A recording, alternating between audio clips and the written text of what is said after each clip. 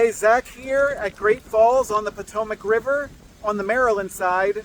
Today we're going to be checking out this area, one of my favorite places to visit. We're going to see some really nice river views and we'll see some C&O Canal remnants.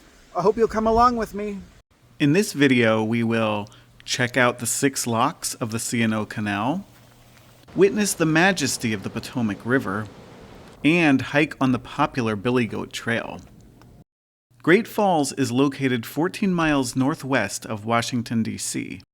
It is comprised of a series of rapids and waterfalls wherein the level of the Potomac drops 76 feet in elevation over a distance of less than a mile. This makes it one of the steepest rapids of any eastern river. Upstream, the Potomac can be 1,000 feet wide, while through the falls it narrows to less than 100 feet in width. There is a small national park on the Virginia shore to the west, while the Maryland side is part of the Chesapeake and Ohio Canal National Historic Park, which stretches from Washington, D.C. to Cumberland, Maryland. It is the Maryland side that we will be exploring today, starting in the parking lot just north of the falls. The parking lot here can get quite jammed during peak times, but the combination of it being early on a weekday and the fact that the government was shut down at the time ensured it was not very crowded. This little building on the right is a concession stand that actually dates back to the early 1950s. When it's open, I love to pick up a soft pretzel to eat on my walk in the park. Past the parking area now, there are a couple of informational boards about the C&O Trail in general, and the Great Falls area specifically. Then we start heading into an area that is very dense with historical structures, including a restored portion of the canal on the right.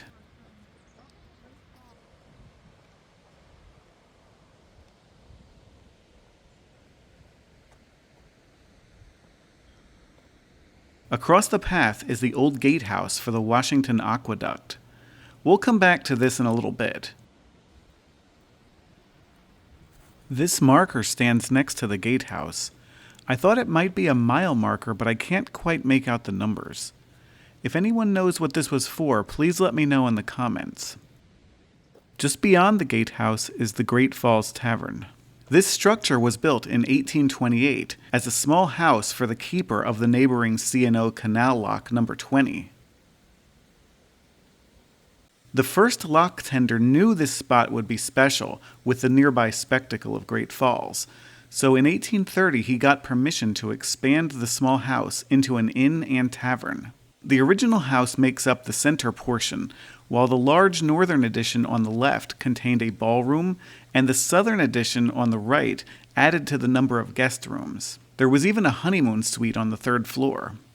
This destination was so popular that tourists from the capital would endure a nearly 8-hour boat ride just to come hike on the trails and see the sights along this stretch of the Potomac. In the early 20th century, there was a short-lived trolley line connecting Great Falls with D.C.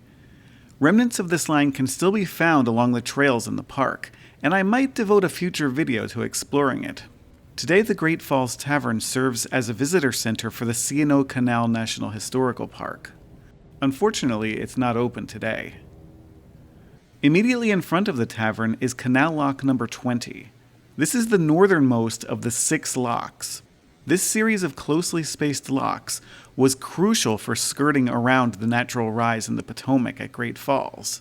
It also served to elevate the canal 50 feet in the span of less than a mile.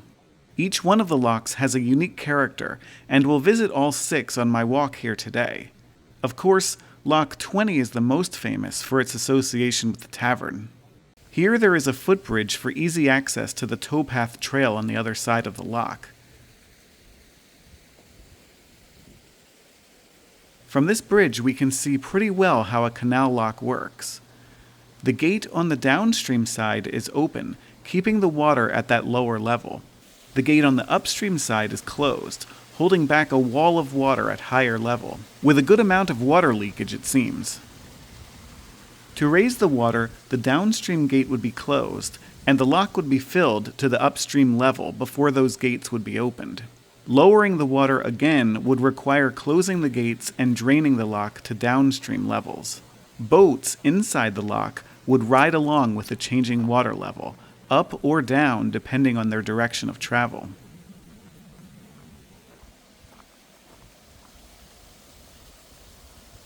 Here you can see the roughly 8-foot difference in water level between the upstream side and the downstream side.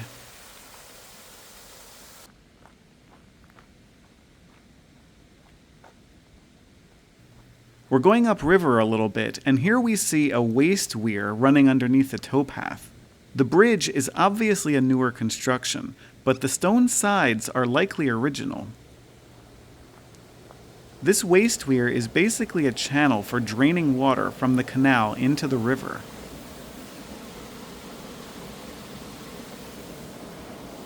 The flow can be controlled by the gates in the structure.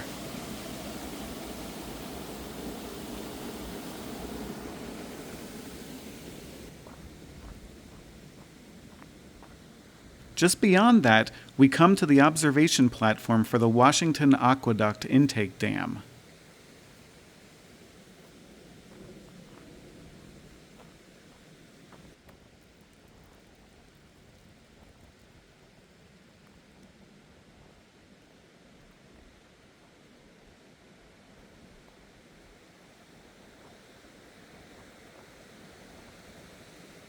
This dam was built in the late 1850s, not to block the flow of the Potomac, but to divert water into the Washington Aqueduct, D.C.'s first public water system.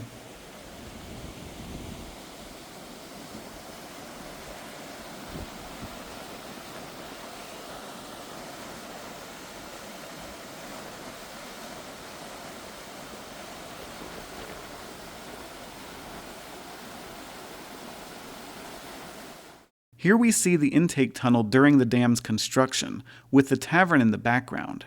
Water from the river would first flow under the canal to the gatehouse that we saw earlier. While no longer in service, this building contained 20 small cast iron slide gates that filtered the largest debris from the water. From the gatehouse, water would flow via gravity and later pumping stations for 12 miles through a 9-foot diameter pipe before reaching holding reservoirs in D.C. This was a monumental engineering feat that included 6 bridges for carrying the pipeline over valleys and other waterways. The most famous, the Union Arch Bridge, still carries the aqueduct over Cabin John Creek and Parkway. When it was completed in 1864, it was the longest single-span masonry arch bridge in the world, a title it held for nearly 40 years. In the 1870s, a road was constructed above the entire length of the aqueduct to give better access to the water system. Originally called Conduit Road, it was renamed in 1942 to MacArthur Boulevard in honor of General Douglas MacArthur, although some suspect the name change might have served the added purpose of helping to conceal the aqueduct's location. Back to the intake dam. From this vantage point, it's hard to get the full scope of the structure. When zooming in through the trees, we can see the water flowing over the spillway in the distance. But the best vantage point is from the air, where we can see the dam gently curving across the river below Conn Island, stretching 2,800 feet from the Maryland side all the way to the Virginia shore. This impressive feat of engineering is over 160 years old and still performing its function of delivering water to thirsty D.C. residents. We're back on the towpath trail now, heading downriver from the Tavern. The water level is pretty low in this section of the canal.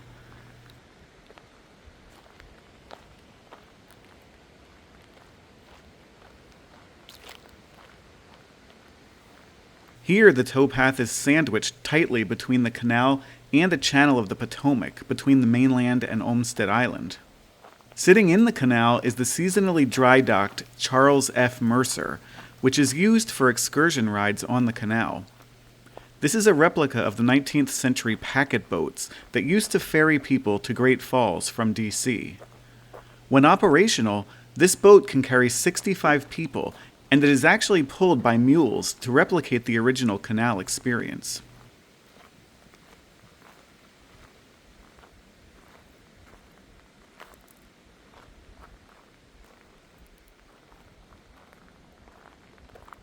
Just ahead we see lock number 19, as well as its bypass flume, which helped remove excess water from the canal.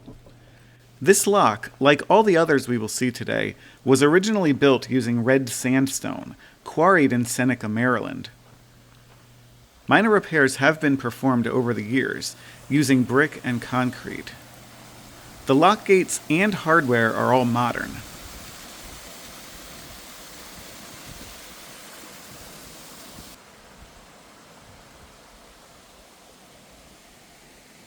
Note how the gates fit into the pocket in the walls, to allow clearance for the canal boats to pass.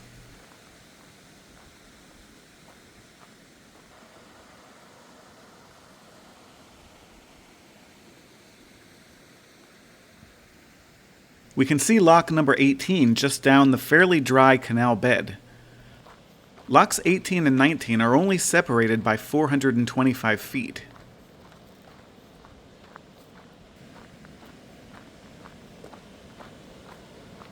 This channel of the Potomac is getting fairly active in this area. We can just see it over the plant cover. In times of flood, this section of the towpath washed out, and the canal here essentially became another channel of the river. Here is lock number 18, with its bypass flume behind. I always get a little nervous walking up to the edge of these, especially with that scummy green slime on the water. I'd hate to fall into that.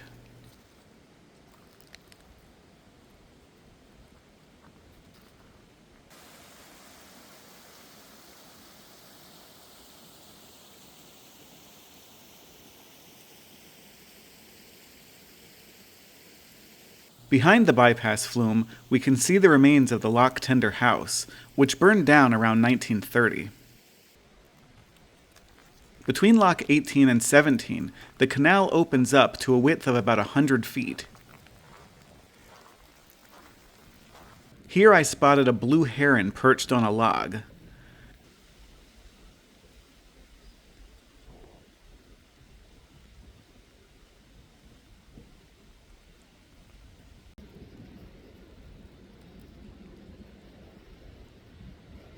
Before we go any further down the towpath, I'm going to head out to Olmsted Island on the Overlook Trail.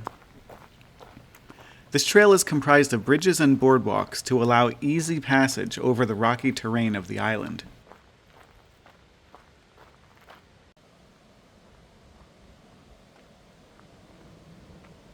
This first bridge goes over the channel that we've been walking next to on the towpath.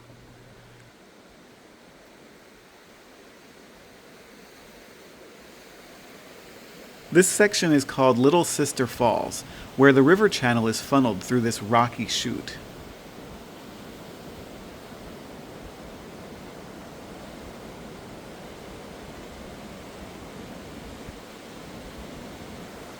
Look how fast it's going on the downstream side as the chute narrows.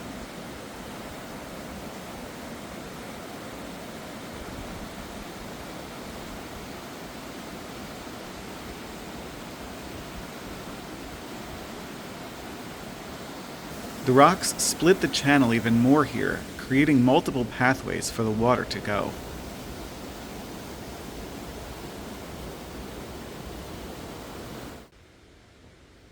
The boardwalk proceeds to wind through the terrain until we get to another bridge.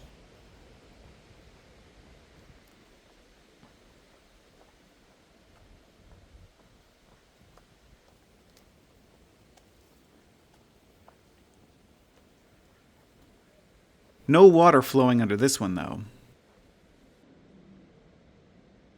Although we can see the path that it would take.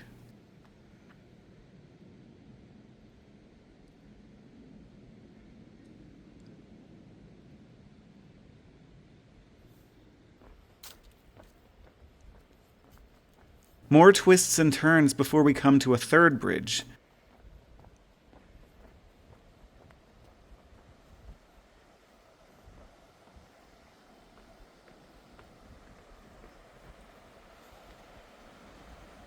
This one goes over Baby Sister Falls, which actually does have a little water flowing.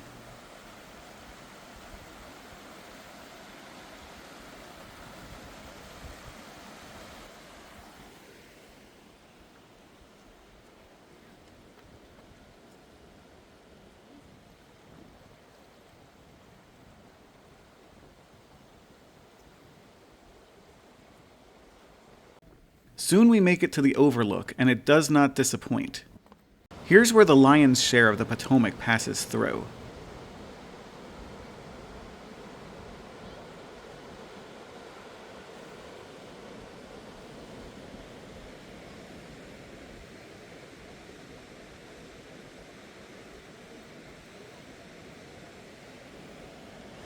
Across the river, we can see the Virginia Park's overlook.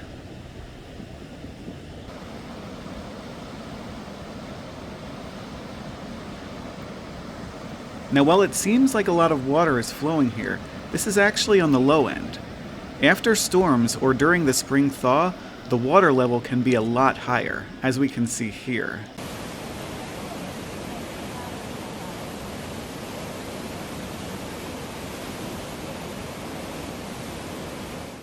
Back out to the towpath now, and as we approach Lock 17, we can see its bypass flume way in the back.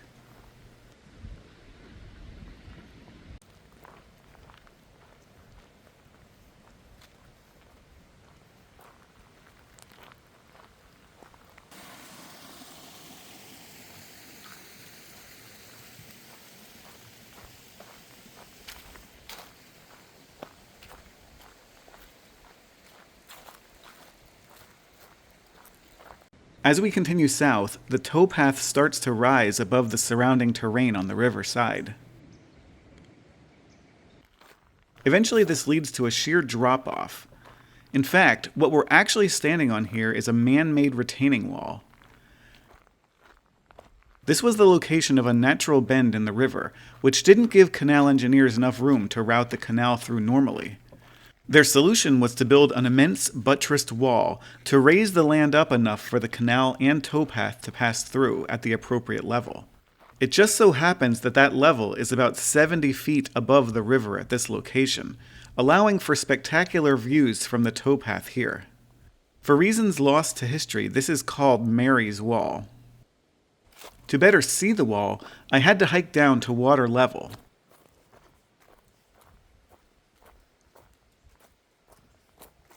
I wonder if this is an old mule cage.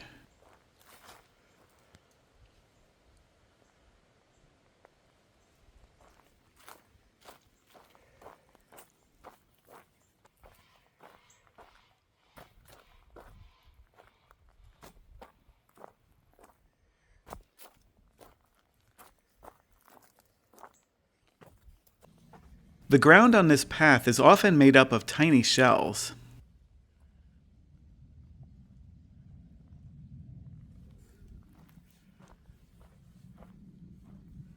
And here we can see the beginnings of the wall.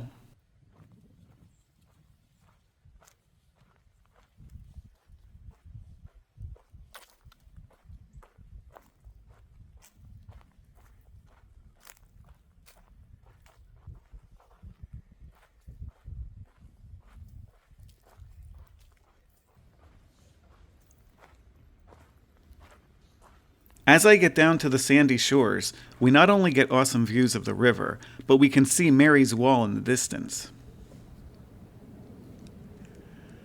Back on the towpath, heading downstream, and we see what looks like a covered bridge in the distance. This is actually called a stop gate, and its purpose was to protect the canal in times of flooding. Note how the land on both sides has been built up into a 10-foot levee. As we get closer, we can see a slot in the stone abutment, which would guide the gate into position when lowered from above, thereby diverting the floodwaters back to the river. The C&O Canal had a total of 7 of these built along its length.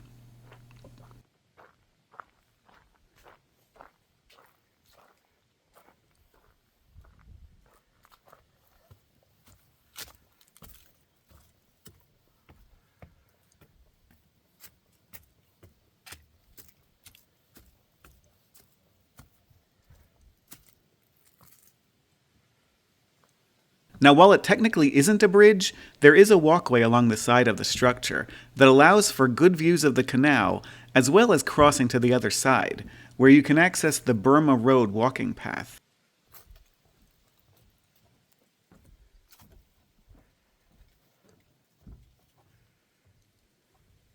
Incidentally, That name comes from the word berm, which means the opposite side of the canal from the towpath.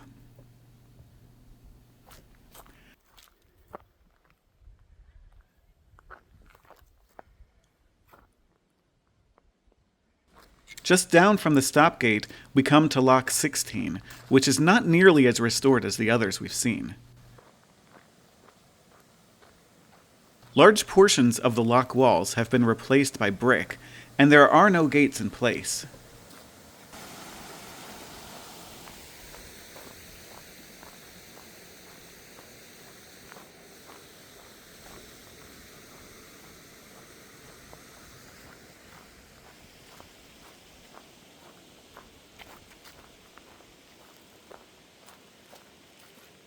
From below the lock, we can see the remains of the bypass flume and the lock tender's house, which is in surprisingly good condition.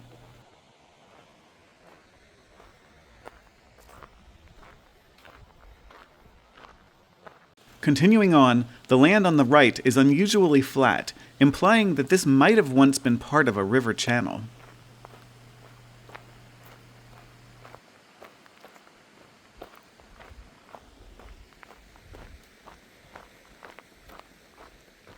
The canal is wider here and more full with water.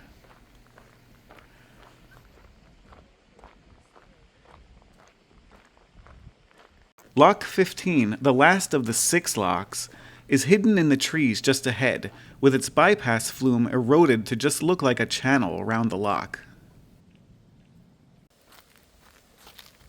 This lock has been prone to flood damage over the years, and has been subject to numerous repairs.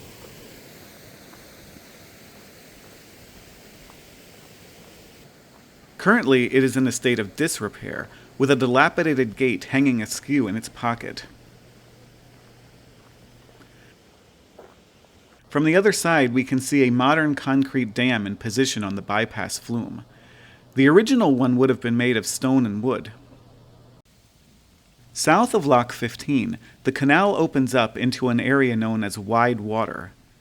Here, the canal engineers used an old channel long abandoned by the river.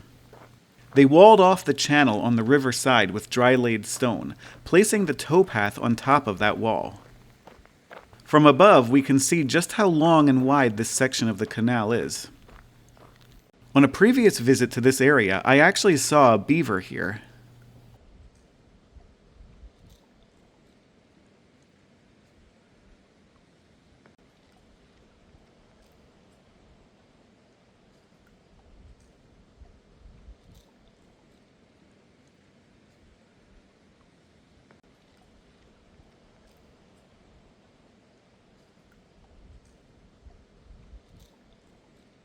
While the top of Widewater marks the end of my walk along the canal, I do want to check out one more thing.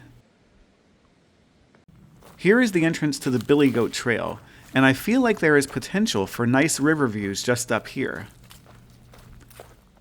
Now this trail can get quite rugged and challenging, requiring extensive rock scrambling, but this section doesn't seem too bad.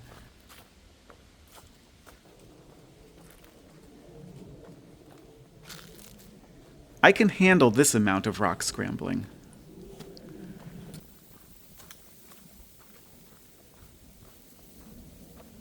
Okay, now it is starting to live up to its name.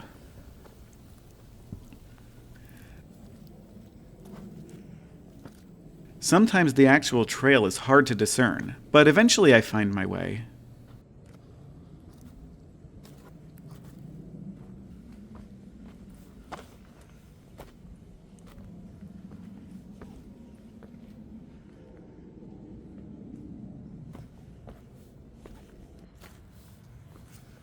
Eventually, I do come to a lookout,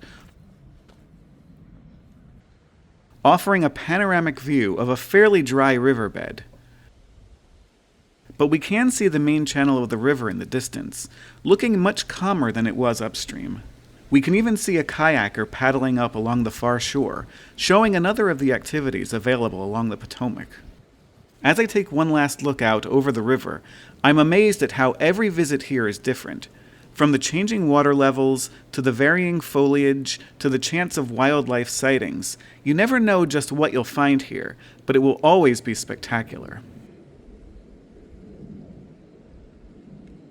Well, I hope you liked this visit to Great Falls. We got to see a lot of interesting canal remnants and some spectacular views of the Potomac River. If you like this content, please consider subscribing so you don't miss any of my future videos. And until next time, see you later.